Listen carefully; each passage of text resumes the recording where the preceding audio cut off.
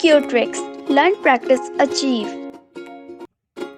Hello and welcome to Q tricks. This is Pranay Mandal and आज हम BSc second year के third paper के क्या कहते हैं थर्ड पार्ट का हम क्या कहते हैं सॉल्यूशन करेंगे। तो पेपर स्टार्ट करने से पहले बता दूं कि जूलॉजी के जो कोर्सेज हैं हमारी वेबसाइट qtix.in पे अवेलेबल है। आप मेरा कोड प्रणय10 का यूज करते हैं तो आपको जूलॉजी के जितने कोर्सेज हमारी वेबसाइट पे उन सभी पे आपको एक्स्ट्रा 10% का डिस्काउंट मिलेगा।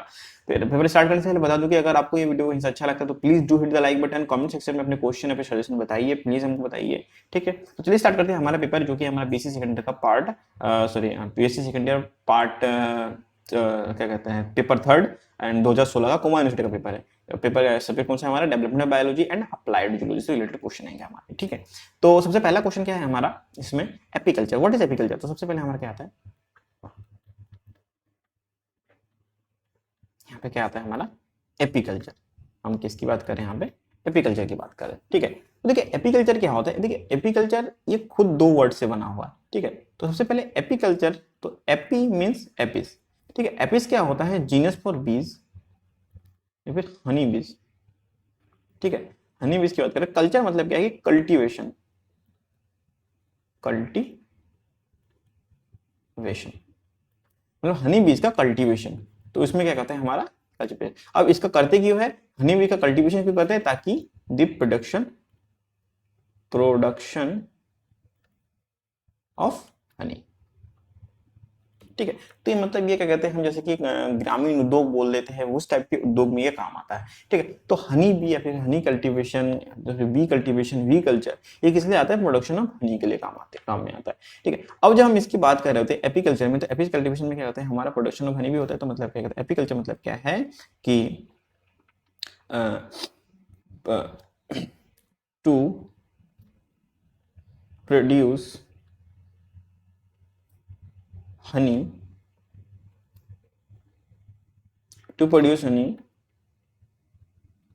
cultivation of honey bee। ठीक है, to produce honey cultivation honey bee by commercial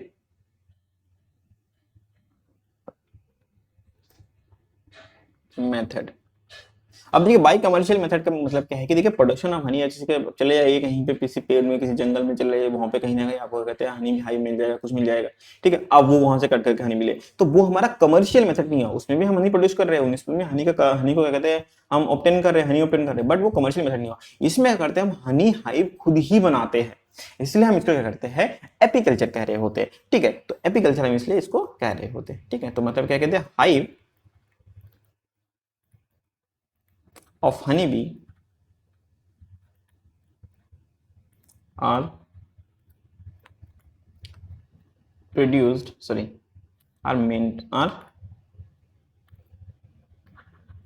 human associated, ऐसे समझ लीजिए, आर ह्यूमन एसोसिएटेड, मतलब कि ह्यूमन के एसोसिएशन से ये हनी हाइव क्या कहते हैं? मेंटेन रहते हैं। ठीक है, अब अगर मैं बात करूं इसकी इंपॉर्टेंस की, थोड़ी सी इसकी, अगर मैं हनी हाइव की इंपॉर्टेंस की बात करूं तो क्या कहते हैं? एपीकल्चर इंपॉर्टेंस बोल लेते हैं, सिग्निफिकेंस बोल लेते हैं। ठीक है, तो एपीकल्चर इंपॉर्टेंस में क्या है? सबसे पहले कहते हैं ये हनी प्रोडक्शन। आपको पता है हनी क्या होता है। सेकंड है आपका वैक्स प्रोडक्शन। ठीक है, थर्ड है आपका क्या कहते हैं? पॉलिनेशन। ठीक है, तो ये तीन चीजों के लिए, तीन चीजें जो तीन इसके मेजर एस्पेक्ट है एपीकल्चर की इंपॉर्टेंस में, तो क्या है? सबसे पहले एक हनी प्रोडक्शन हो गया, दूसरा वैक्स प्रोडक्शन हो गया, तीसरा पॉलिनेशन के काम आता है। ठीक है, तो ये तीन चीजों के लिए इसमें काम आ रहा होता है। ठीक है, अगर नेक्स्ट हम बात करते हैं एपीकल्चर की इंडस्ट्री की बात करते हैं, यहाँ पे थोड़ा जगह कम पड़ जाएगा, वहीं बात करते हैं। देखिए यहाँ पे एपीकल्चर के बारे में थोड़ा समझिए, और देखिए मैं आपको हर बार बताता हूँ कि यहाँ पे जो क्वेश्चन के आंसर होंगे यहाँ पे क्या कहते हैं? कंसेप्ट बेस्ड होंगे, मतलब उसमें जितना कम क्या कहते हैं डिटेल में आपको मैं बताऊंगा, बट इसमें क्या कहते हैं जो मेंशन बहुत कम करूंगा, लिखूंगा बहुत कम। तो मतलब कि इसमें मेन हमारा क्या रहेगा, समझा रहेगा। ठीक है, थियोरटिकल चीजें इसमें थोड़ी सी इसमें क्या कहते हैं नेग्लेक्ट कर दी जाएंगी। ठीक है, तो जो कॉन्सेप्ट है वो आपको यहीं पे खाली कॉन्सेप्चुअल चीजें ही बताई जाएगी। ठीक है, तो क्योंकि हम एपीकल्चर के बारे में लिखना चाहते हैं, ऐसे लिख सकते हैं पूरा का पूरा, बट वो हमारा कंसर्न है नहीं। हमें खाली समझना है एपीकल्चर क्या है, एपीकल्चर इंडस्ट्री क्या है। जैसे एपीकल्चर इंडस्ट्री क्या होती है, दो टाइप की होती है। एपीकल्चर इंडस्ट्री का यूज क्या होता है कि टू utilize honey production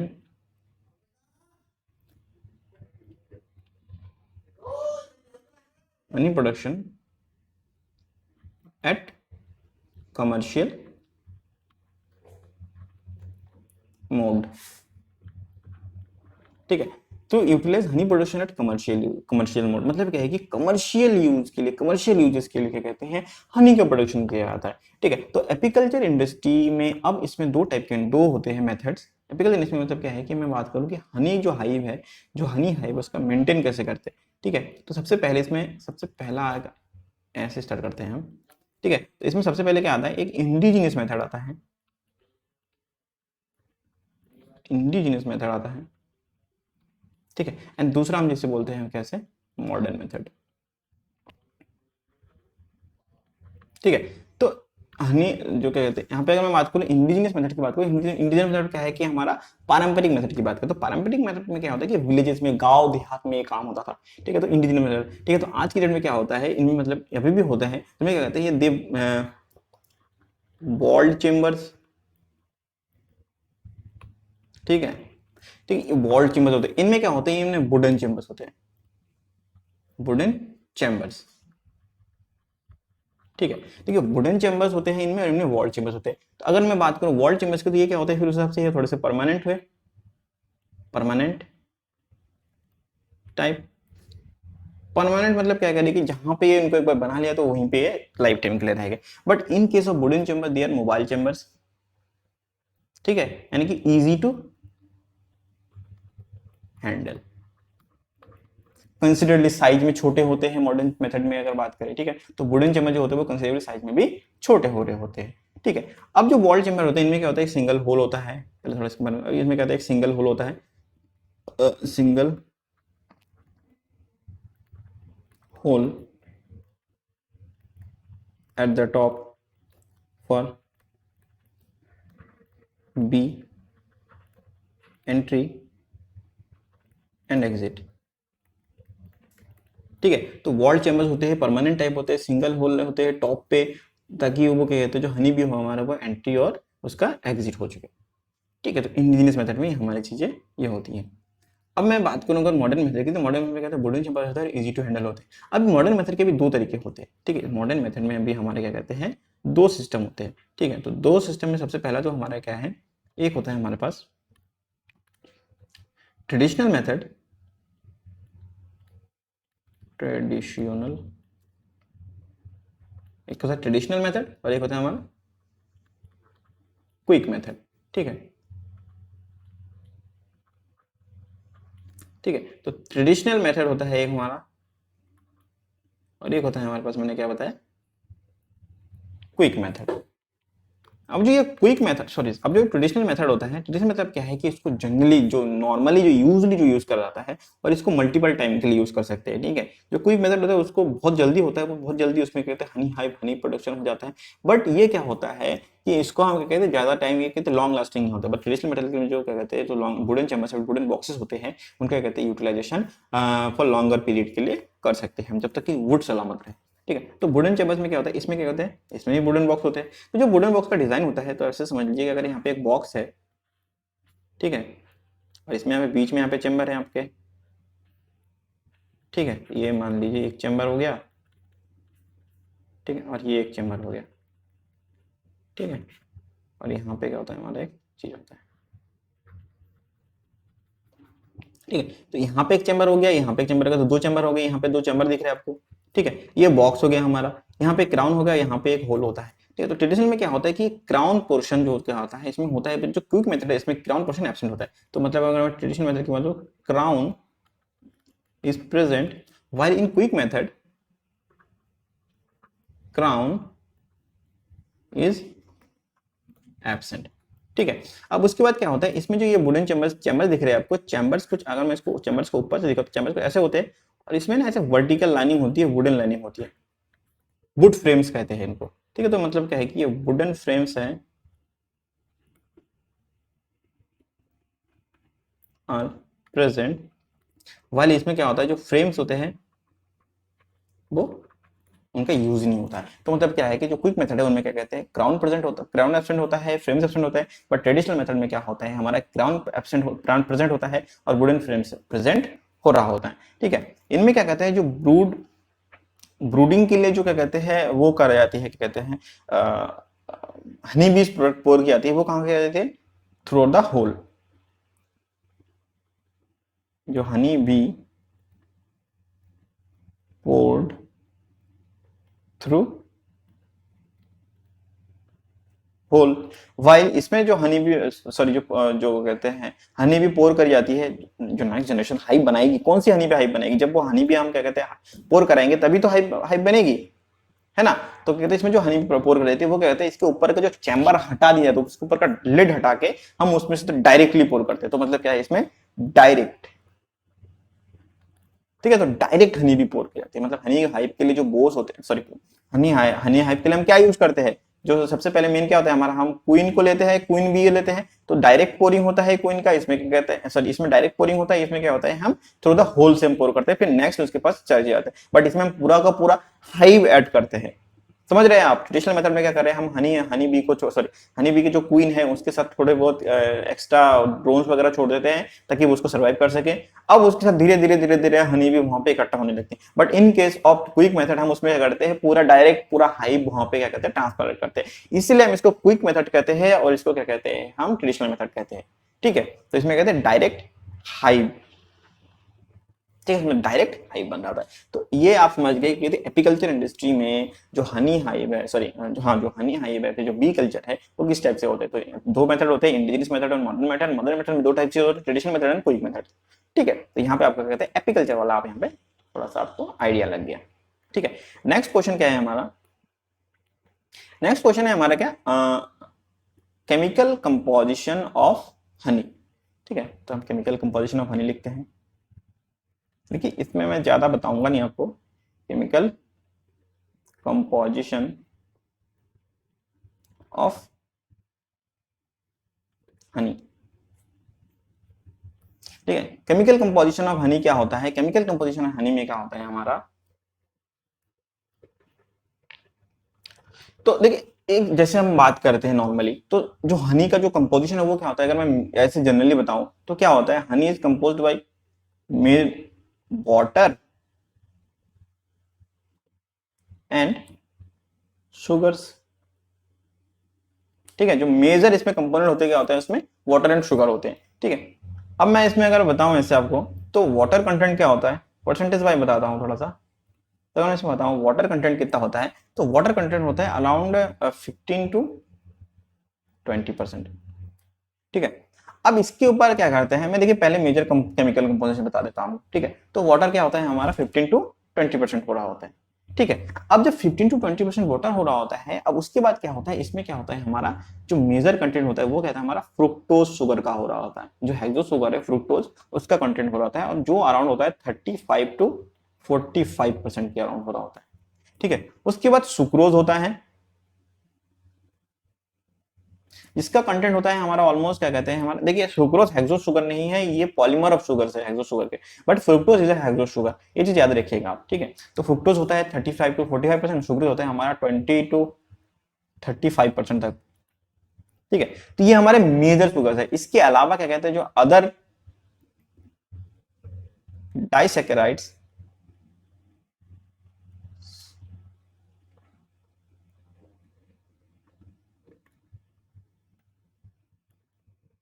ठीक है, अदर डाइसेकेराइड कितने होते हैं, अराउंड समझ लीजिए यहाँ पे क्या कहते हैं हमारा 0.1 to 0.4%। और अदर डाइसेकेराइड में कौन से जैसे कि टाइप के, हमारे एक एग्जांपल ले लीजिए, एक एल्लोज हो गया, माल्टोज हो गया, ठीक है ना। तो ये सारे क्या हो गए हमारे अदर डाइसैकेराइड आ गए। तो इस टाइप का हमारे क्या कहते हैं, पहले वाटर होता है जो 15 to 20% होता है, फिर फ्रुक्टोज होता है वो 35 to 45% होता है, फिर सुक्रोज होता है तो 20 to 35% होता है, फिर अदर डाइसैकेराइड होते हैं। ठीक, उसके बाद इसमें क्या होता है वाटर, अब इसमें क्या होता है हमारे amino acids and protein content जो उसे बोलते हैं। तो अमाइनो एसिड में प्रोटीन कितने होते हैं, ये भी अराउंड आपके सपोज कर लीजिए अराउंड 0.2 to 0.4% तक होते हैं। ठीक है, अब इसके बाद इसके अंदर मिनरल्स होते हैं, ये बिल्कुल ट्रेस एलिमेंट होते हैं।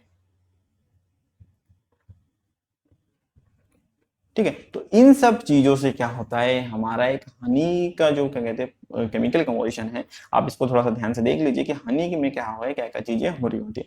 अब देखिए यहाँ पे ये चीजें होगी, अब देखिए इसमें ज्यादा कुछ याद नहीं करना है आपको, इसमें क्या कहते हैं आपको वाटर याद करना है, वाटर आपको मेमोराइज कर लेना है और शुगर मेमोराइज कर लेना है, दिमाग में रख लेना है।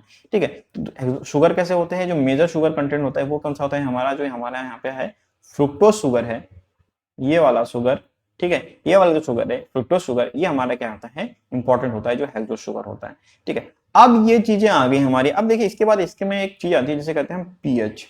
तो जनरली जो पीएच होता है वो उसका अराउंड हमारा 3.4 to 4.5 तक मेंटेन रहता है, बट ऑन एन एवरेज जो पीएच होता है अलग अलग हनी में, तो वो क्या होता है उसका एवरेज क्या होता है पीएच 3.8। मतलब क्या है कि इसको तो एसिडिटी है इसमें, वो चीजें इसमें रहती है।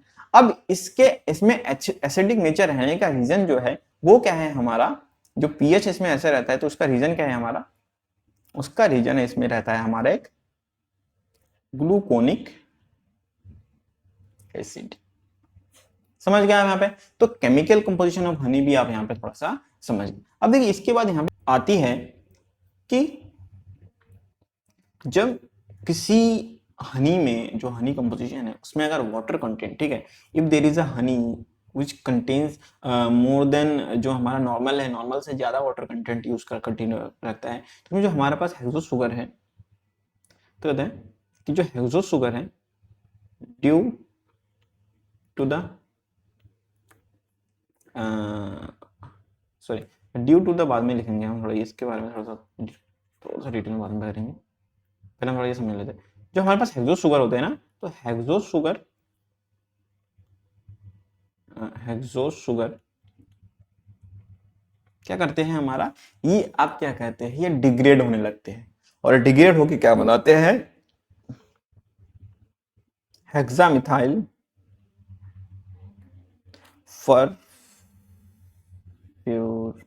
फॉस्फोरल्डिहाइड। ठीक है, अब आप ये सोच रहे हो कि इतना बड़ा नाम भाई याद कैसे रह गया, तो ये चीज याद रखिएगा क्या है, हेक्सामिथाइल फॉस्फोरल्डिहाइड, ऐसे याद रखिएगा तो आपको ये याद रहेगा। मतलब 6 पोजीशन ऑफ फॉस्फोरल्डिहाइड मिथाइल। ठीक है, तो ये हो गया, तो इसको हम ऐसे भी कहते हैं, शॉर्टली बोलते हैं हम HM। इसमें जो हेक्सो शुगर हो वो क्या होगा हमारा फ्रुक्टोज होगा। तो इसके बारे में थोड़ा सा ऐसे देख लीजिए कि अगर यहाँ पे हेक्सो शुगर ऐसा है तो जनरली तो हमें जरूरत ही नहीं पड़ती है ना। तो यहाँ पे O लिख दिया हमने, यहाँ पे CH2H लिख दिया, सॉरी यहाँ पे CH2H लिख दिया, OH लिख दिया। अब क्या कह रहे हैं, मैंने कहा हाँ इसमें क्या कहते हैं वाटर का बड़ा मेन रोल है। ठीक है, तो क्या होता है जैसे इसमें वाटर डिग्रेड होगा ये, तो इसमें क्या होगा हमारा H3O आ जाएगा यहाँ पे, और माइनस हो जाएगा, मतलब जो निकल जाएगा हमारे पास 3H2O। जब 3H2O निकल जाएगा तो इसमें इसका जो स्ट्रक्चर बन जाएगा वो किस टाइप का बन जाएगा, कुछ हमारा इस टाइप का बनेगा। ठीक है, अब कुछ ऐसा बनेगा। ठीक है, ये कुछ ऐसा बन जाएगा हमारा। अब यहाँ पे जो हमारा CH2OH है यहाँ पे रह जाएगा हमारा क्या है HOH2C CH2OH।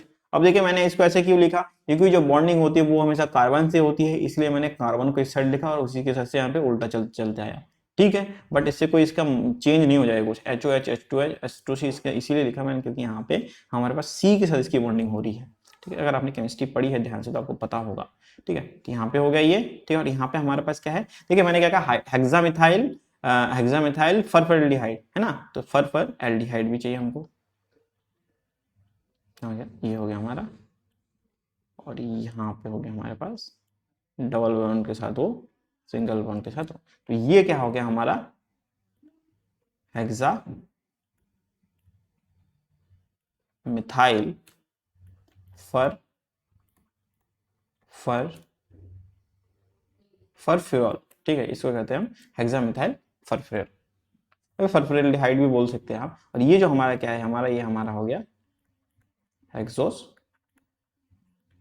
शुगर, ठीक है, तो हमारा जो हेक्सोस शुगर का डिग्रेडेशन होगा तो उससे क्या बन जाएगा हमारा हेक्सामिथाइल फरफरएल्डिहाइड। ओके, तो यहाँ पे हमारे ये समझ गए। नेक्स्ट जो होगा हमारा क्या है, अब इसके बाद इजी, इसके बाद नॉर्मल आपको अगर पता है तो पता है, ठीक है, इसके बाद क्या हमारे पास इसके अंदर जो होता है टॉक्सिक कंटेंट जो होते हैं, टॉक्सिक कंटेंट क्या होता है, टॉक्सिक फिर कंटामिनेंट्स क्या क्या चीज होते हैं, देखिए जनरली तो टॉक्सिक कंटेंट पे नहीं होते हैं, ठीक है, बट समटाइम्स क्या होते हैं, जो फ्लावर्स जिन फ्लावर्स से आपको कहते हैं हनी भी लेते हैं, तो उनमें क्या होता है, जो फिनोलिक्स होते हैं, ठीक है, phenolics acts as a toxic substance, ठीक है, तो जब फिनोलिक्स टॉक्सिक सब्सटेंस की तरह यूज करते हैं, सॉरी टॉक्सिक सब्सटेंस की तरह बिहेव कर रहे होते हैं, ठीक है, तो अब उन चीजों के लिए यहाँ पे क्या दो चीजें होती है, जब किसी में क्या कहते हैं डाइटरपेनॉइड्स,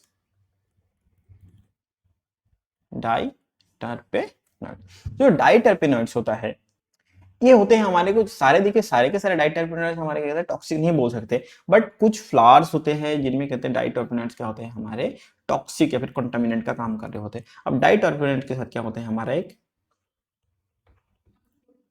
पायरोजोलिडिन एल्केलॉइड्स, ठीक है, तो पायरोजोलिडिन एल्केलॉइड्स जो होते हैं वो भी क्या होते हैं हमारे इसमें टॉक्सिक सब्सटेंस का, फिर टॉक्सिक फिर कंटामिनेंट का काम कर रहे होते हैं, ठीक। अब नेक्स्ट क्या है, टॉक्सिक के बाद क्या है हमारे पास, थोड़ा सा अगर हम बात करें यहाँ पे क्या है, माइक्रो बायोलॉजिकल इंटरफेरेंस,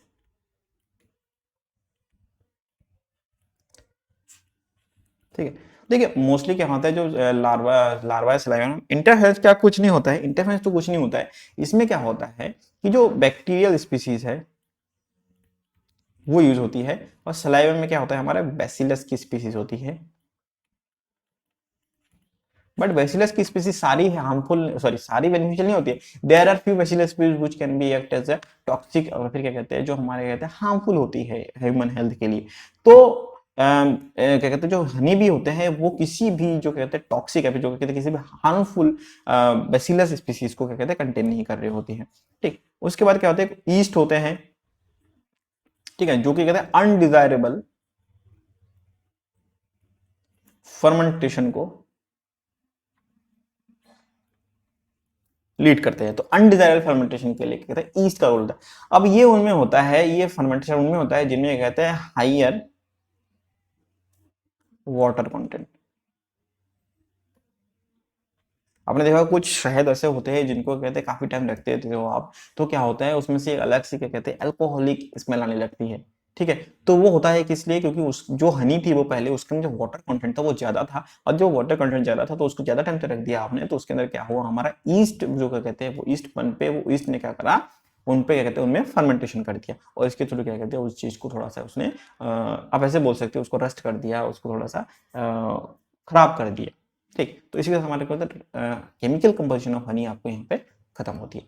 अब नेक्स्ट क्या है हमारा differentiate between epimorphosis and morpholaxis. देखिए epimorphosis and morpholaxis are two methods of regeneration, regeneration के दो मेथड्स होते हैं, एपिमॉर्फोसिस एंड मॉर्फोलेक्सिस, ठीक है, अगर मैं ऐसे बताऊं तो एपिमॉर्फोसिस सबसे पहले मैं ऐसे बताऊं, अभी दोनों को एक ही साथ बता देता हूं, ठीक है, तो एपिमॉर्फोसिस क्या होता है पहले हम थोड़ा ये समझ लेते हैं,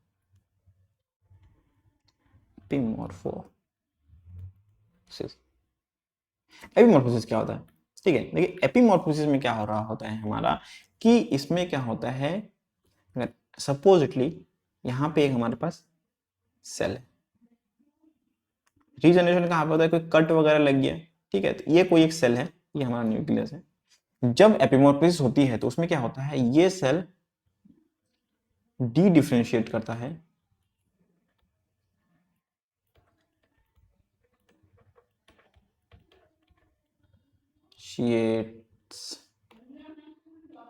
ठीक है, ये क्या होता है, डी डिफरेंशिएट करता है, सॉरी यार छोटा पड़ गया यार वो मेरा,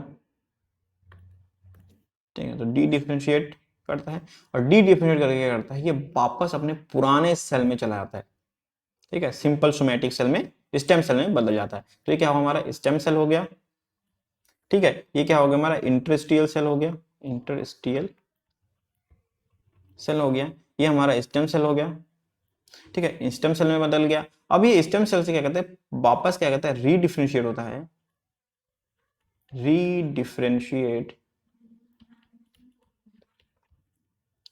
रीडिफरेंशिएट, एंड अब उसके बाद इसको जो जो सेल चाहिए उन सारे के सारे सेल में क्या कहता है, ये खुद को कन्वर्ट कर लेता है। यहाँ पे 3 टाइप के सेल चाहिए हमको, ठीक है, तो एक सेल जो कहते हैं हमारे कुछ ऐसे डेंड्राइटिक सेल्स थे, फिर स्टार शेप सेल्स थे, ठीक है, एक इस टाइप के सेल में चाहिए। मैं अलग अलग स्ट्रक्चर इसलिए बनाऊं ताकि आपको थोड़ा सा समझ में आ जाए, ठीक है। एक हमारा सपोज लिए यहाँ पे थोड़ा सा चाहिए था, मसल फाइबर टाइप के सेल चाहिए थे, ठीक है, फाइब्रोब्लास्ट टाइप, ठीक, तो यहाँ पे हमारा सेल हो गए, ठीक है। एक हमको क्या कहते हैं, जो हमारा ये पुराना वाला सेल था इंटरस्टियल सेल, वो भी तो चाहिए हमको, क्योंकि हमने क्या कहते हैं उसको रीडिफरेंशिएट, डी डिफरेंशिएट कर दिया था, ठीक है। तो इस टाइप से क्या कहते हैं, यहाँ पे क्या कहते हैं, हमारा न्यू सेल लाइन, ठीक है। और अब यहाँ पे आप समझ गए कि इसमें क्या होता है, डी डिफरेंशिएशन होता है, वापस स्टेम सेल बनता है, और फिर से रीडिफरेंशिएशन होता है एपिमॉर्फोसिस में, ठीक है। अब जब मैं बात करता हूँ मॉर्फोलैक्सिस की, सॉरी मॉर्फोलैक्सिस के बाद में थोड़ा थोड़ा बाद में बात करते हैं, पर इसके बारे में थोड़ा सा लेते हैं। तो इसमें क्या होता है, डी डिफरेंशिएशन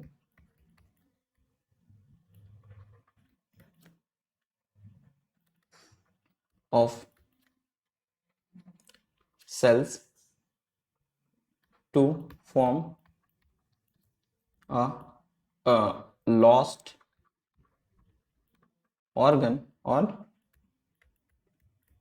टिश्यू। मतलब क्या है कि इसके थ्रू हम पूरा का पूरा लॉस्ट ऑर्गन या फिर टिश्यू है उसको हम क्या कहते हैं, ऑब्टेन कर सकते हैं। इसका एग्जांपल क्या है, जैसे कि कभी कभी इसका सबसे कॉमन एग्जांपल है सैलमेंडर का लिम्ब, ठीक है। तो लिम्ब जब कट जाता है तो उसमें क्या कहते हैं, उसका जो कहते हैं रीजनरेशन है, वो क्या आता है हमारा एपिमॉर्फोसिस के थ्रू, क्या कहते हैं, वापस से पूरा का पूरा लिम्ब रीजनरेट हो जाता है, ठीक है। तो वो होता है हमारा क्या कहते हैं, सैलमेंडर लिम्ब। जो कहते हैं चिपकली की पूंछ होती है जिसे कहते हैं ना हम, तो चिपकली की पूंछ भी, जो चिपकली की टेल होती है ना, वो भी एपिमॉर्फोसिस के थ्रू ही हमारा नेक्स्ट रीजनरेट कर रहा होता है, ठीक है। तो एपिमॉर्फोसिस में क्या होता है कि पूरा का पूरा ऑर्गन वापस से नॉर्मल कंडीशन में आ जाता है, ठीक है। तो एपिमॉर्फोसिस ये हो रहा होता है हमारा, ठीक है। अब the definition of cells to form a lost organ. अब इसमें होता क्या है एक्चुअल में, इनमें काम क्या होता है कि जब सपोज कर लीजिए, इसमें क्या कहते हैं हमारा इसमें मेन जो सिग्नलिंग पाथवे होते हैं वो क्या होती है, कैनोनिकल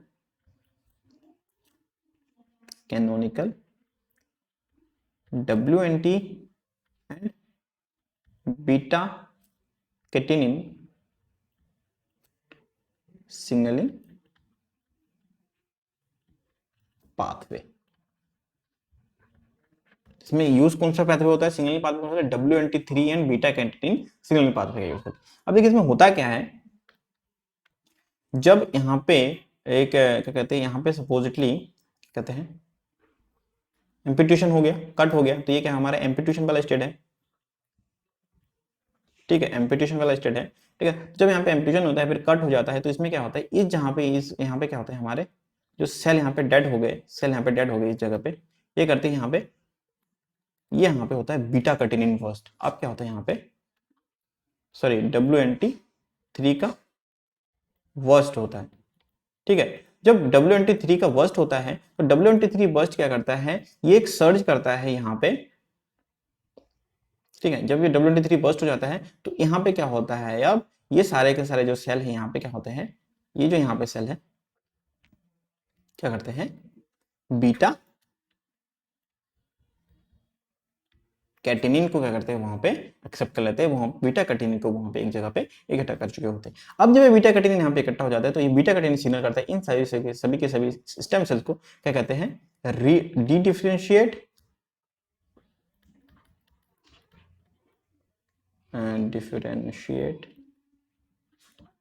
देन रीडिफरेंशिएट,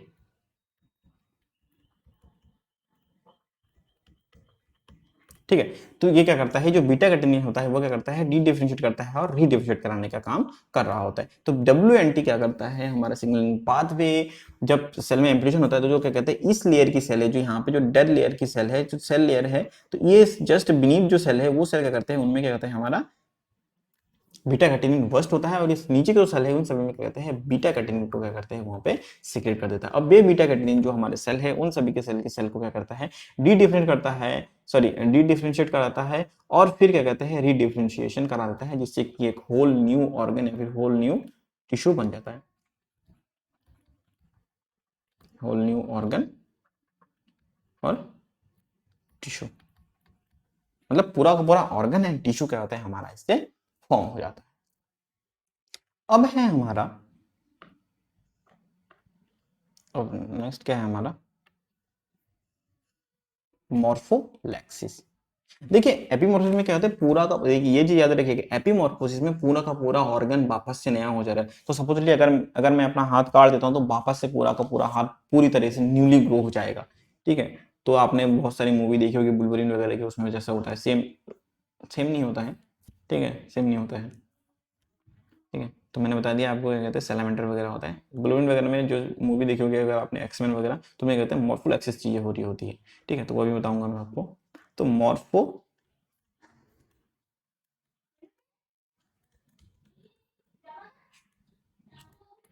देखिए मॉर्फोलैक्सिस उन पहले सबसे पहले उनमें होता है। देखिए मैंने उससे पहले अभी थोड़ी देर पहले आपको बताया कि WNT3 एंड बीटा कैटेनिन वाले से, बट ये मॉर्फोलैक्सिस उनमें होता है जिन सेल में क्या कहता है, जो बीटा कैटेनिन सर्ज होता है, तो beta catenin surge is incomparable to the differentiate, sorry क्या कहते हैं, डी डिफरेंशिएट कर तो कर दिया, बट रीजनरेट करने के लिए वहां पे क्या कहते हैं, जो मल्टीप्लाई करने का काम करता है, वहां पे मल्टीप्लिकेशन होता है सेल्स का, उस चीज को क्या कहते हैं, वहां पे वो उस चीज को सर्व नहीं कर पाता है। इसलिए मॉर्फोलैक्सिस में क्या होता है, it is a repatterning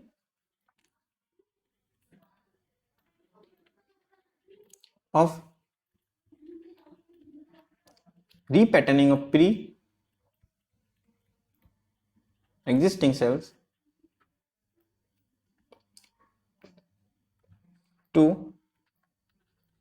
fill the wound। ठीक है, तो मतलब वुंडेड एरिया है उस चीज को क्या कहते हैं, रीपैटर्निंग के थ्रू कहते हैं, प्री एग्जिस्टिंग के सेल के थ्रू फिल कर रहा होता है। तो ये कुछ ऐसा है कि यहां पे एक सेल है, ठीक है, और ये सीधा क्या हो जाएगा हमारा, स्टेम सेल में वापस नहीं होगा, ये सीधा जो सेल चाहिए हमको उस जगह पे, उस सेल में क्या कहते हैं, ये चेंज हो जाएगा। समझ गए, तो repatterning of pre existing cells to fill the wound. तो यहां पे आप समझ गए कि मॉर्फोलैक्सिस क्या होता है। मॉर्फोलैक्सिस के थ्रू क्या करते हैं हम, रीपैटर्निंग करते हैं। इट शोज लिटिल और no growth at the cut position, मतलब जहां पे कट हुआ है या फिर जहां पे बूंद है हमारा, जहां पे क्या कहते हैं हमको रीपैटर्निंग करानी है, वहां पे क्या कहते हैं पूरा का पूरा या तो बिल्कुल लिटिल ग्रोथ दिखाता है या फिर कोई ग्रोथ नहीं होता है मोस्टली। तो मैंने वही बताया आपको, कहते हैं अभी थोड़ी देर पहले बताया, जैसे बुल्वरीन वगैरह उनमें कहते हैं जैसे कट लग जाता था तो कट लगे कहते हैं वो फिल हो जाता है। अगर आपने देखी होगी इस टाइप की मूवीज जिसमें कहते हैं रीजनरेशन। अब देखिए वैसे तो जनरली कंसिडर करें तो एनिमल्स में होता है, ह्यूमन में बहुत स्लो रेट ऑफ डिजनरेशन होता है। ठीक है, तो हालांकि ह्यूमन में भी जो मॉर्फोलैक्सिस के ही पाथवे जो मेथड जो होता है वो मॉर्फोलैक्सिस ही होता है। इसमें क्या होता है, जो क्या कहते हैं, अगर आपको कहीं पे कट जाता है तो वो क्या कहते हैं, वो मॉर्फोलैक्सिस के थ्रू ही वहां पे रिजनरेशन हो रहा होता है। ठीक है, एपी मॉर्फोलैक्सिस नहीं होती है ह्यूमंस में, मॉर्फोलैक्सिस होती है, स्लो मॉर्फोलैक्सिस होती है बट होती है। ठीक है, तो यहाँ पे क्या होता है, इट शोज लिटिल और no growth at the cut position. अब इसमें भी क्या होता है, जो बीटा कैटेनिन सर्ज है, catenin surge plays major role. ठीक है, और जो पाथवे होता है वो कौन सा होता है, WNT3 and beta catenin signalling pathway को ये फॉलो कर रहा होता है। तो यहाँ पे आप क्या कहते हैं, मॉर्फोलैक्सिस को भी यहाँ पे थोड़ा सा समझ गए। ठीक है, तो एपिमॉर्फिज्म और मॉर्फोलैक्सिस के बारे में थोड़ा सा क्लियर हो गया कि एपिमॉर्फिज्म में क्या होता है कि अगर यहाँ पे एक सिंगल सेल है तो ये वापस से स्टेम सेल बनेगा, और स्टेम सेल बन के फिर उसको जो जो सेल चाहिए वहाँ पे सारे के सारे सेल बनेगा और उनका फिर से क्या कहते हैं मल्टीप्लिकेशन होगा। बट इन केस ऑफ मॉर्फोलैक्सिस क्या कहते हैं, जो सेल को वो सीधा ही क्या कहते हैं रीपैटर्न हो जाएगा, अपने आप को उसी शेप में ढाल लेगा, स्टेम सेल नहीं बनेगा, ये जो सेल चाहिए उसे सिंगल सेल में बदल जाएगा। तो इसके इसीलिए वहां पे क्या होता है कि ग्रोथ नहीं होता है, बस वहां पे जो सेल चाहिए उसी सेल में बदल जाता है। ठीक, नेक्स्ट क्वेश्चन हमारे पास क्या है कि blastema, primary organiser and super regeneration. ठीक है, तो सबसे पहले स्टार्ट करते हैं ब्लास्टमा से। देखिए अभी थोड़ी देर पहले मैं रीजनरेशन बता रहा था, ठीक है, तो रीजनरेशन में क्या होता है, एपिमॉर्फिज्म बता रहा था, तो उसमें उसी से पढ़ लेते हैं। तो ब्लास्टमा क्या होता है, ब्लास्टमा, ठीक है, ब्लास्टमा क्या होता है हमारा, ठीक, तो blastema is a lump of cell, lump of cells. ठीक, और ये कहां पे बनते हैं, जब सपोजली ये कहां बनते होते हैं, विद द बूंद, बूंद पोजीशन है, फिर जहां पे बूंद है, बूंद साइट जो है वहां पे क्या रहता है, ये ब्लास्टमा बन रहा होता है। ठीक है, ये क्या करते हैं, ये कहां से बन रहे होते हैं, प्री एग्जिस्टिंग डिफरेंशिएटेड सेल्स। ठीक, प्री एग्जिस्टिंग डिफरेंशिएटेड सेल्स से बन रहे होते हैं, और ये क्या करते हैं, केपेबल ऑफ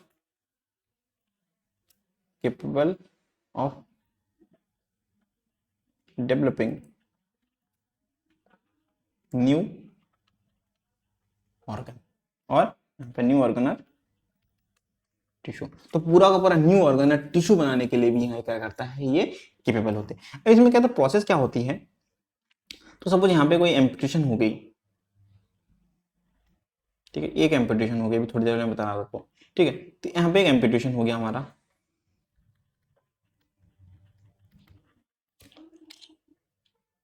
अब इस एम्पुटेशन में क्या होता है, यहाँ पे सबसे पहले जो यहाँ पे लेयर होती है एपोप्टोटिक सेल की जस्ट लेयर, तो इस लेयर के नीचे मैंने अभी थोड़ी देर बताया कि डब्ल्यूएनटी बीटा कैटेनिन पाथवे स्टार्ट होता है, बट डब्ल्यूएनटी सर्च होता है, सॉरी डब्ल्यूएनटी सर्च होता है, वो डब्ल्यूएनटी सर्च क्या करता है, बीटा कैटेनिन के सर्च को बढ़ा देता है, बीटा कैटेनिन क्या करता है, नेक्स्ट ब्लास्टमा का फॉर्मेशन का काम करता है। तो अब यहाँ पे क्या होता है, यहाँ पे जब सेल्स यहाँ पे डेड हो जाती है, ठीक है, तो यहाँ पे सबसे पहले क्या होता है हमारा कि क्या कहते हैं, जैसे ये डेड हो गए सेल, तो इसके सामने जो यहाँ पे जो लोअर लेवल के सेल है, अभी इससे सराउंड पे जो एपिथेलियल सेल्स है, ठीक है, ये एपिथेलियल सेल्स क्या करते हैं, ये जगह पे क्या करते हैं, आपका एक कैप बना लेते हैं। ठीक है, और इस कैप को क्या कहते हैं हम, जब यहाँ पे कैप बनता है तो इस कैप को क्या कहते हैं हम, इस कैप को कहते हैं हम, सपोज यहाँ पे कैप बन गया, ठीक है, ये कैप बन गया, और इस कैप को कहते हैं हम, इसको ना थोड़ा सा रेड कलर से लिखते हैं तो ज़्यादा अच्छा रहेगा, इस कैप को कहते हैं हम ए ई सी। ठीक है, ए ई सी मतलब क्या है कि यहाँ पे किसका किसका फॉर्मेशन हो गया, epithelial, sorry apical, epithelial cap. Okay, तो एपिकल एपिथेलियल कैप का सर्च हो गया। अब ये एपिकल एपिथेलियल कैप जब यहाँ पे बन गया, उसके बाद क्या होता है इसमें, जो यहाँ पे पीछे के जो सेल है, यहाँ पे पीछे के जो सेल है, ठीक है, ये पीछे के सेल क्या करते हैं, यहाँ पे अब FGF का ट्रांसफर करते हैं। मतलब क्या है कि अब FGF का रोल आ जाता है इसमें। ठीक है, अब जब यहाँ पे FGF आता है तो ये क्या करता है, ये सारे के सारे FGF ना ये सेंटर में आने लगते हैं। तो ये तो यहाँ पे चारों तरफ फैल जाते हैं, बट जो यहाँ पे क्या होता है सेंटर में आते हैं। FGF क्या होता है, फाइब्रोब्लास्टिक ग्रोथ फैक्टर। तो ये फाइब्रोब्लास्टिक ग्रोथ क्या सेंटर में आते हैं, और ये सेंटर से क्या करते हैं, अब इसको क्या करते हैं, पूरा का पूरा कुछ इस टाइप से इसको स्टार बना देते हैं। यहाँ पे कैप थी हमारी, है ना, यहाँ पे हमारी कैप थी, अब इस जगह पे क्या करते हैं, इन्होंने क्या कर दिया, इन्होंने ऐसे इसमें ग्रोथ करा दी। ठीक है, ये हमारी कैप थी एपिथेलियल, और ये फाइब्रोब्लास्टिक ग्रोथ के चक्कर में क्या होगा, यहाँ पे हमारा क्या बन गया, एक जगह बन गया जिसको कहते हैं, अब जैसे ही ये एरिया बन गया, अब इस एरिया को कहते हैं, जब यहाँ पे फाइब्रोब्लास्टिक ग्रोथ आ गया तो यहाँ पे कहते हैं बडिंग हो गई। ठीक है, तो इसको क्या कहते हैं हम, इसी को कहते हैं हम ब्लास्टेमा, या फिर रीजनरेशन रीजनरेटिंग, जो भी बोल लेते हैं आप, जेनरेटिंग, रीजनरेटिंग बड, ब्लास्टमा बोल लेते हैं, फिर रीजनरेटिंग बड बोल लेते हैं। अब इनमें क्या होता है, यही वो सेल्स होते हैं, यही ब्लास्टिमा सेल्स होते हैं, जो कि मैंने अभी थोड़ी देर पहले आपको कहते हैं एपीमॉर्फोसिस में बताया कि डी डिफरेंशिएट होने के बाद स्टेम सेल्स में आ जाते हैं। तो यहाँ पे क्या होते हैं, ब्लास्टिमा क्या होता है, एक डिफरेंशिएटेड स्टेम सेल का लंप होता है। तो जो लंप ऑफ सेल होता है, वो लंप किस सेल का होता है, यहाँ पे स्टेम सेल्स का होता है। अरे सॉरी, स्टेम सेल बोल रहा हूं मैं यार, इंटरस्टियल सेल। ठीक है, जो लंप ऑफ सेल होता है वो किसका होता है, वो इंटरस्टियल सेल्स का लंप होता है। ठीक है, तो यहाँ पे आप समझ गए ब्लास्टिमा क्या होता है। अब इसके आगे क्या कहता है, जो पूरा का पूरा लिम्फ जनरेशन होता है वो उसमें हमें नहीं जाना है, हमें खाली ब्लास्टिमा प्रोडक्शन तक जाना था। तो हमने ब्लास्टिमा यहाँ पे आप समझ गए कि कैसे क्या होता है। अब देखिए एक चीज याद रखिए, जो ब्लास्टिमा से क्या कहते हैं, सारे के सारे सेल्स बन जाएंगे एक्सेप्ट, इसमें एक एक्सेप्शन होता है, एक्सेप्ट न्यूरॉन्स। ठीक है, तो न्यूरॉन्स के अलावा अगर कोई भी सेल की नीड है उसमें, लाइक क्या कहते हैं, हमारे पास मसल सेल्स हो गए ना, मसल सेल्स हो गए हमारे पास। ठीक है, बहुत सारे सेल्स होते हैं, उसके मतलब ब्लड टिश्यूज होते हैं, वो ब्लड टिश्यू में बेसिकल स्केलेटल टिश्यूज होते हैं। ठीक है, तो उन सारे के सारे सेल्स बन जाएंगे, वो सारे के सारे सेल्स बन जाएंगे। बट अगर वहां पे न्यूरॉन्स में कोई दिक्कत आ गई, न्यूरॉन्स में कोई चेंजेस आ गए, तो ब्लास्टिमा क्या कहते हैं, न्यूरॉन को वापस से रिपेयर नहीं कर पाता है। ठीक है, तो हमेशा याद रखिएगा कि जो blastema can regenerate every single cell at the site of wound except the neurons. Okay, तो यहाँ पे हम थोड़ा सा ब्लास्टिमा समझ गए। अब ब्लास्टिमा के बाद क्या है हमारा, प्राइमरी ऑर्गेनाइजर। देखिए प्राइमरी ऑर्गेनाइजर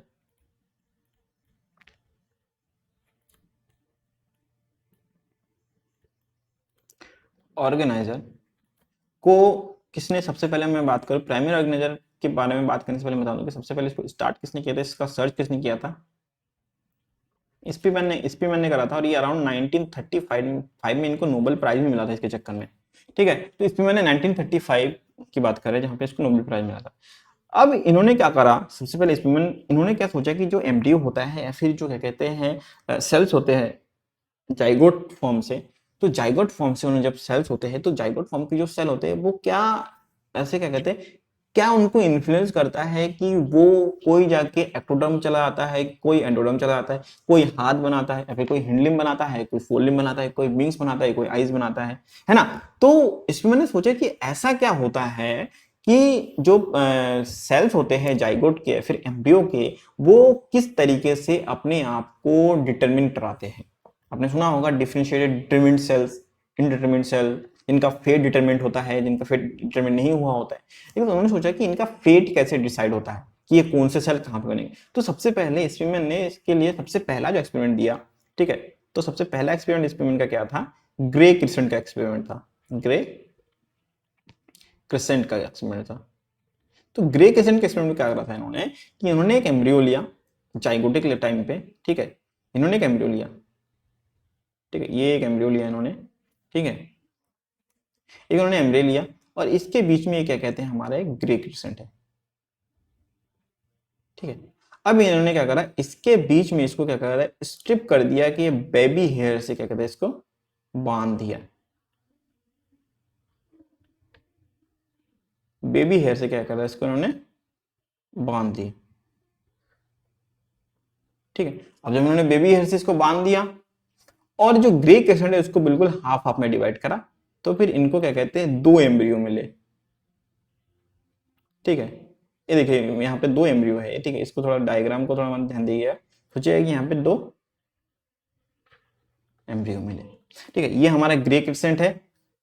मैंने आपको याद है, मैंने अभी कहते हैं इससे लास्ट लेक्चर में क्या कहते हैं, मैंने बताया था आपको क्या कहते हैं ग्रे क्रिसेंट कहाँ पे होता है। ठीक है, तो आप वहां पे जाकर वीडियो में देख लीजिए, वहां पे ग्रे क्रिसेंट के बारे में थोड़ा समझ में आ जाएगा। ठीक है, जो मार्जिनल जोन होता है, ठीक है, एनिमल पोर एंड वेजिटल पोर के बीच में। ठीक है, तो वो हो गया। तो ग्रे क्रिसेंट होता है, वो ग्रे क्रिसेंट का रोल क्या होता है, वो एम्ब्रियो डेवलपमेंट काम आता है। अब देखिए इन्होंने ग्रे क्रिसेंट को क्या करा, यहाँ पे बीच से यहाँ पे इसको डिवाइड कर दिया। जाइगोटिक स्टेज है, ये सिंगल सेल जाइगोटिक स्टेज है, ये सिंगल सेल जाइगोट है। ठीक है, ये जाइगोट है। ठीक है। और जाइगोट को कहते हैं इन्होंने यहाँ पे हेयर से क्या कहते हैं इसको बांध दिया। तो जब हेयर से बांध दिया, बेबी हेयर से बांध दिया इन्होंने, इस एक्सपेरिमेंट में इन्होंने बेबी हेयर से ही बांधा था, याद रखिएगा, ठीक है। तो उसके बाद क्या करा इन्होंने कि इनको 2 एम्ब्रियो, प्रॉपर एम्ब्रियो मिले। अब इन्होंने करा कि अब इसको चेंज किया इन्होंने, ठीक है, ठीक। अब इन्होंने इसको चेंज किया और नेक्स्ट इन्होंने क्या बनाया हमारा,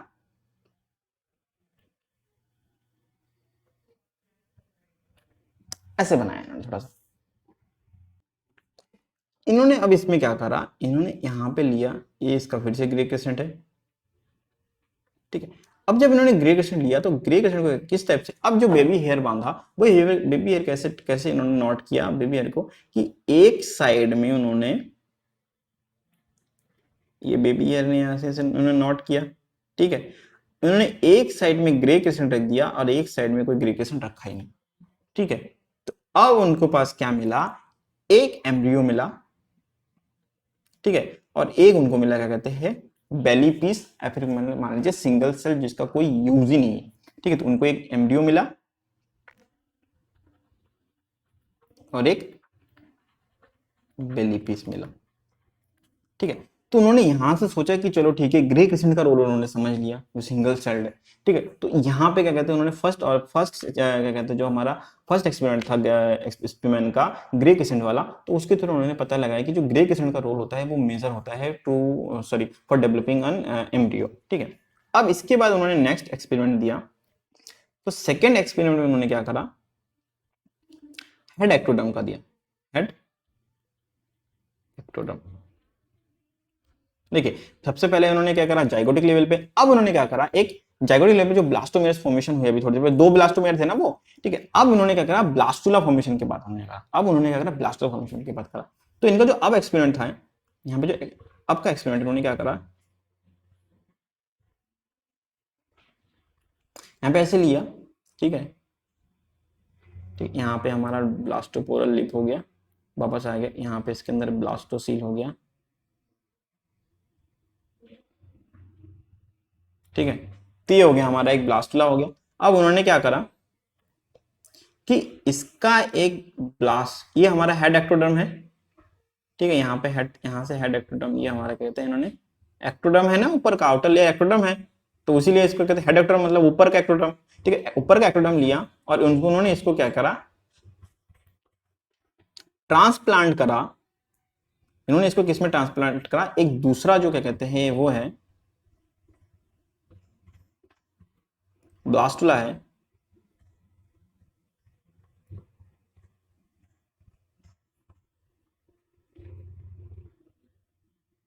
ठीक है। एक जो दूसरा ब्लास्टुला है उसमें इन्होंने क्या करा, इसको यहाँ पे ट्रांसप्लांट। अब देखिए यहाँ पे इस, देखिए ये हमारा ब्लास्टुला ए है, ये हमारा ब्लास्टुला बी है, ठीक है। तो इन्होंने क्या करा, इसको क्या करा, यहाँ पे इसको ट्रांसप्लांट करा इसमें, इस वाले में। अब यहाँ पे तो इस वाले का ही हेड एक्टोडर्म है जो ऊपर है, तो इन्होंने क्या करा, इसको इसके नीचे यहां पे ट्रांसप्लांट कर दिया,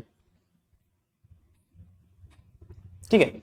अब जब इन्होंने इसका यहाँ पे नीचे इसको ट्रांसप्लांट कर दिया, अब हेड एक्टोडर्म से क्या बनता है, न्यूरल प्लेट बनता है, ठीक है। तो जब न्यूरल प्लेट के बारे में बात आई, अब जब इन्होंने देखा तो जो इससे बना, और क्या कहते हैं सॉरी, जो हमारे पास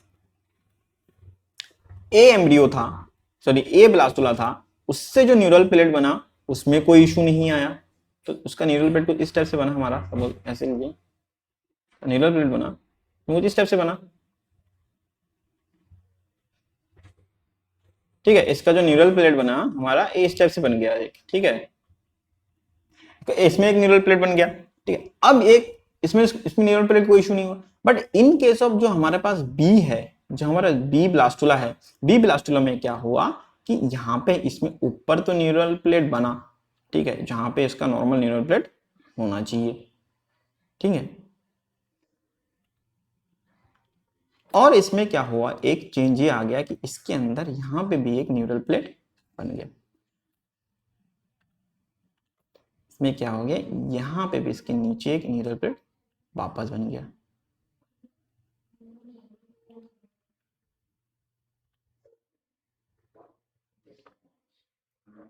अरे यार कलर ही गलत कर लिया मैंने यहाँ पे, इसमें क्या होता है, यहाँ पे भी इन्होंने क्या करा, इसको इसका यहाँ पे भी इसका न्यूरल प्लेट बन गया। ठीक है, तो जो हमारा ए ब्लास्टुला ये है, बी ब्लास्टुला बी यहाँ पे है। तो इन्होंने कहा कि जो देखिए हमने जो इसको चेंज करा, ये जो हमारा ये वाला जो पोर्शन ये क्या है हमारा ब्लास्टोपोरल लिप होते हैं, इसको बोलते हैं हम ब्लास्टोपोर। तो इस पोजीशन पे और ब्लास्टोपोर के अकॉर्डिंग ही जो ऊपर वाला ब्लास्टोपोर होता है वो क्या कहते हैं हम डॉर्सल लिप, नीचे वाला होता है लोअर लिप। ठीक है, तो जो डॉर्सल लिप के जस्ट ऊपर है हेड एक्टोडर्म। ठीक है, तो उसी के थ्रू उन्होंने क्या करा कि उन्होंने कहा कि जो खाली डिफरेंशिएशन हो रहा होता है ब्लास्टुला लेवल तक, उस टाइम पे खाली के सिर्फ और सिर्फ ब्लास्टोपोरल लिप का ही क्या कहते हैं फेट डिटरमिन हो रहा होता है। मतलब जो न्यूरल प्लेट बनेगा बस वही पता चला होता है, क्योंकि अगर अगर खाली न्यूरल प्लेट के अलावा किसी चीज का डिफरेंशिएट डिटरमिन हो चुका होता तो यहाँ पे कभी यहाँ पे न्यूरल प्लेट बनता ही नहीं।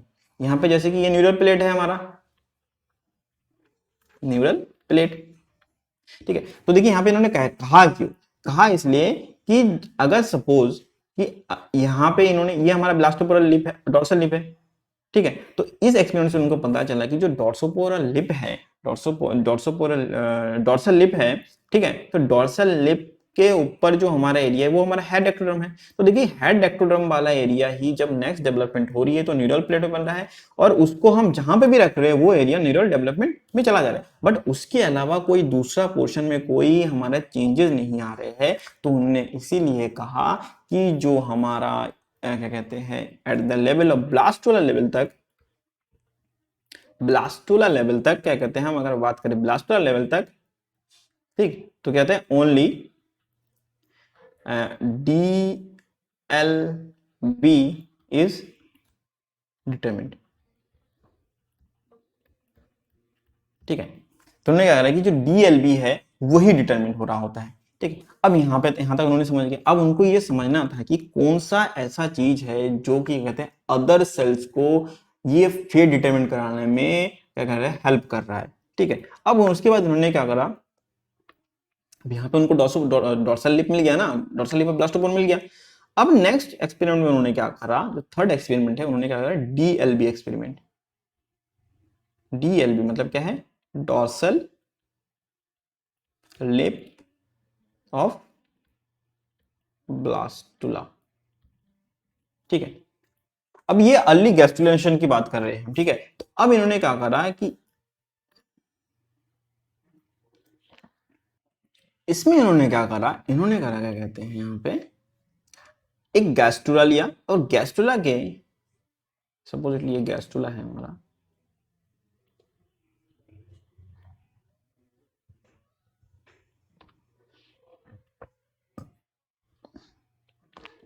समझ जाइए कि आप यहाँ पे इसका गैस्ट्रुला वाला पोर्शन की बात करें। ठीक है, तो ये वाला रीजन जो है हमारा क्या हो गया, हमारा डॉर्सल लिप ऑफ ब्लास्टोपोर हो गया। सॉरी एक सेकंड ना, तो ये वाला जो रीजन है हमारा ये क्या होगा, हमारा डॉर्सल लिप ऑफ ब्लास्टोपोर हो गया, मतलब ये हमारा DLB हो गया। ठीक है, जब ये DLB हो गया तो DLB को क्या करा, इन्होंने ट्रांसप्लांट करा, इस पोर्शन को क्या कहते हैं, एक अदर एम्ब्रियो लिया, एक सेकंड एम्ब्रियो लिया, और उन्होंने क्या करा, उसमें क्या कहते हैं, उन्होंने इसको ट्रांसप्लांट कर दिया। अब ये तो हमारे पास एम्ब्रियो हो गया।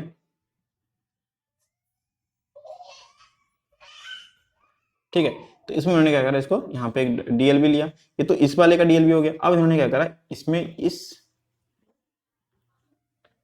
जो डोनर एम्ब्रियो है उसके DLB को क्या करा, इन्होंने इस साइड रख दिया, यहाँ पे इन्होंने यहाँ पे इसको यहाँ पे फिट कर दिया।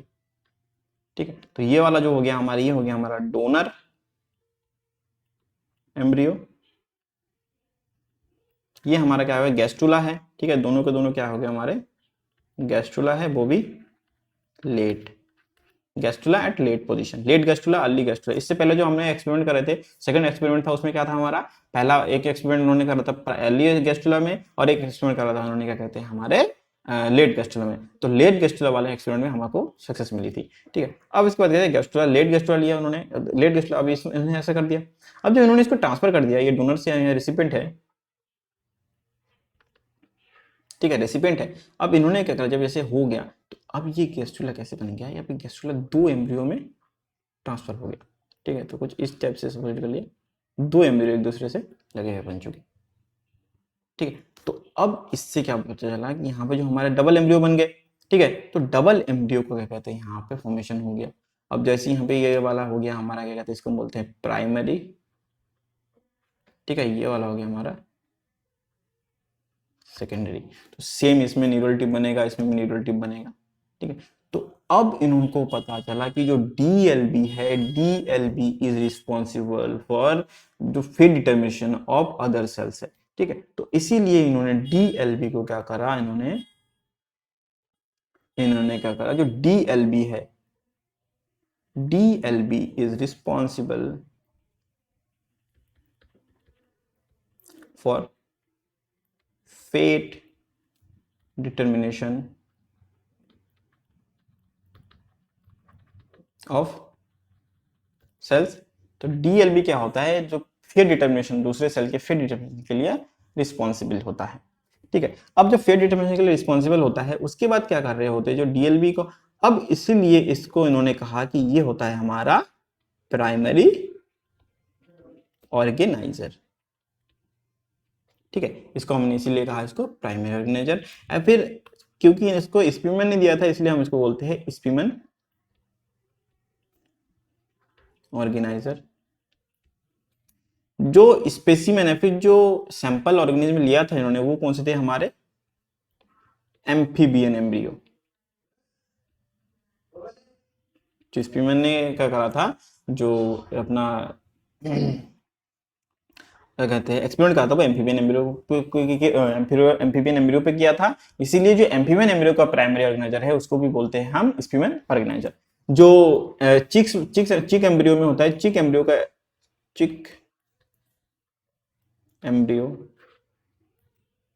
प्राइमरी ऑर्गेनाइजर जो होता है हमारा, प्राइमरी ऑर्गेनाइजर जो होता है, उसे कहते हैं हम हैंसेंस नोड।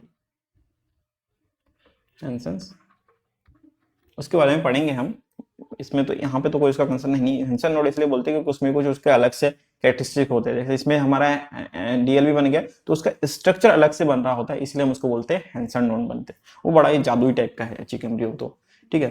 तो प्राइमरी ऑर्गेनाइजर बन गया। स्पीमन ऑर्गेनाइजर कहते हैं हम, किस लिए कहते हैं, तो DLB को ही हम प्राइमरी ऑर्गेनाइजर बोलते हैं, ठीक है। और उसी का नाम स्पीमन ऑर्गेनाइजर बोला जाता है क्योंकि स्पीमन ने एम्फीबियन पे क्या कहते हैं अपना रिसर्च करा था। तो एम्फीबियन के एम्ब्रियो के जो प्राइमरी ऑर्गेनाइजर है या फिर DLB है, उसको हम स्पीमन ऑर्गेनाइजर बोलते हैं। चिक एम्ब्रियो का जो प्राइमरी ऑर्गेनाइजर होता है, उसको बोलते हैं हम हैंसेंस नोड, ठीक है। तो यहाँ पे आपको कहते हैं प्राइमरी ऑर्गेनाइजर का कॉन्सेप्ट जो नोड कैसे आया, ये आप समझ गए, ठीक है। नेक्स्ट क्वेश्चन है क्या है हमारा, सुपर रीजेनरेशन।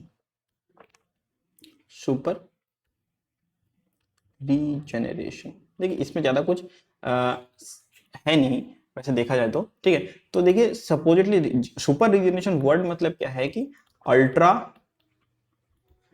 स्पीड रीजनरेशन, ठीक है। तो इसमें क्या होता है, अल्ट्रा स्पीड रीजनरेशन होता है, ठीक है। अब ये किन में मिलता है, लोअर वर्टिब्रेट्स जो होते हैं, सॉरी लोअर एनिमल बात कर लेते हैं, लोअर वर्टिब्रेट्स क्या, लोअर इनवर्टिब्रेट्स हर चीज में मिल जाते हैं, ठीक है। तो मतलब कि लोअर एनिमल्स, तो जैसे कि प्लानेरियंस हो गए, ठीक है, प्लानेरियंस हो गए, ठीक है। तो हमारे जैसे एग्जांपल के लिए हमने प्लानेरियन, इसमें क्या होता है कि सपोजली कहीं पे कोई कट हो गया, कोई वुंड हो गया, तो उस चीज से सपोजली यहाँ पे कोई एक ऑर्गेनिज्म है, क्या बनाया मैंने, ठीक है। यहाँ पे कोई ऑर्गेनिज्म है, सपोज यहाँ पे कोई एक ऑर्गेनिज्म है, ठीक है। अर्थवॉर्म भी होता है ना, प्लानेरियन के साथ अर्थवॉर्म भी होता है। तो यहाँ पे कोई कट लग गया इस पे, तो क्या कहते हैं, इसी जगह से क्या कहते हैं, ये कट हो गया, तो ये जहां से कट होगा इस वाले एरिया में क्या कहते हैं, देखिए ये हमारा हेड है, ये हमारा हेड है, ये हमारा टेल है। तो क्या करेगा, अब ये क्या करेगा, ये हेड से जहाँ टेल चाहिए, तो इन्हें क्या करेगा, इसमें इसको टेल बना दिया, जो यहाँ पे टेल था वहाँ पे इसको हेड बना दिया, ठीक है। तो इसमें क्या करेगा, अगर सपोज यहाँ पे खाली टेल वाला एरिया कट हो गया, तो भी क्या करेगा, यहाँ पे टेल तुरंत बन जाएगा और इस टेल से फिर से वापस हेड बन जाएगा, ठीक है। तो ये होता है सुपर स्पीड रीजनरेशन। इसका जो पाथवे होता है मेनली, जो क्या कहते हैं, देखिए जो रीजनरेशन के जितने भी पाथवे वो सारे के सारे बीटा कैरोटीन पे डिपेंडेंट रहते हैं, ये चीज याद रखिएगा आप, ठीक है। But in case of these planarians, दे क्या कहते हैं, ये खुद ही सर्वाइव कर लेते हैं, मतलब इनका क्या कहते हैं, सेल्फ, फिर क्या कहते हैं ऑटो, जो क्या कहते हैं ऑटो कंप्लीट, ऑटो उसे क्या कहते हैं हम, ऑटोनोमस, ऑटोमोटिव होते हैं, ठीक है। तो सजेस्ट जैसे कि हमने ऐसे आपने सुना होगा, कहते हैं किसी जोक पर लीच को कहते हैं आप काट के छोड़ दीजिए पीस पीस करके, तो वो अगर पानी में उसको छोड़ देते तो वापस से जितने भी आपको पीसेस आप छोड़ेंगे वो सारे के सारे क्या हो जाएंगे, वो वापस से आपको एक सिंपल पूरा का पूरा एक लिविंग ऑर्गेनिज्म आपको मिल जाएगा। तो सुपर डिजेशन नहीं होता है कि अल्ट्रा स्पीड डिजेशन होता है, जो लोअर एनिमल्स है, प्लानेरियंस है, अर्थवॉर्म है, इन सब में ये मिल रहा होता है, ठीक है। तो यहाँ पे आप समझ गए क्या कहते हैं हमारा सुपर रिजनरेशन। देखिए इसमें समझाने जैसा कुछ नहीं था। सुपर रिजनरेशन मतलब क्या है कि रीजनरेशन मतलब क्या है कि आपको बस ये समझना है कि रीजनरेशन होता है, एक स्लो रीजनरेशन होता है लाइक ह्यूमन बींग्स मैमल्स में होता है, एक सुपर रीजनरेशन होता है जो कि लोअर इनवर्टिब्रेट्स लोअर एनिमल्स है उन सब में यहाँ पे सुपर रीजनरेशन मिल रहा होता है, ठीक है। तो इसी के साथ हमारा ये वाला पेपर यहाँ पे खत्म होता है, ठीक है। ये वाला पेपर यहाँ पे खत्म हो जाता है। तो अगर आपको अच्छा लगा तो please do hit the like button. इसी के साथ हम खत्म करते हैं आज का ये लेक्चर भी। तो लाइक ज़रूर करिएगा, अपने क्वेश्चन है तो वो ज़रूर पूछिएगा, ठीक है। तो चलिए टाटा।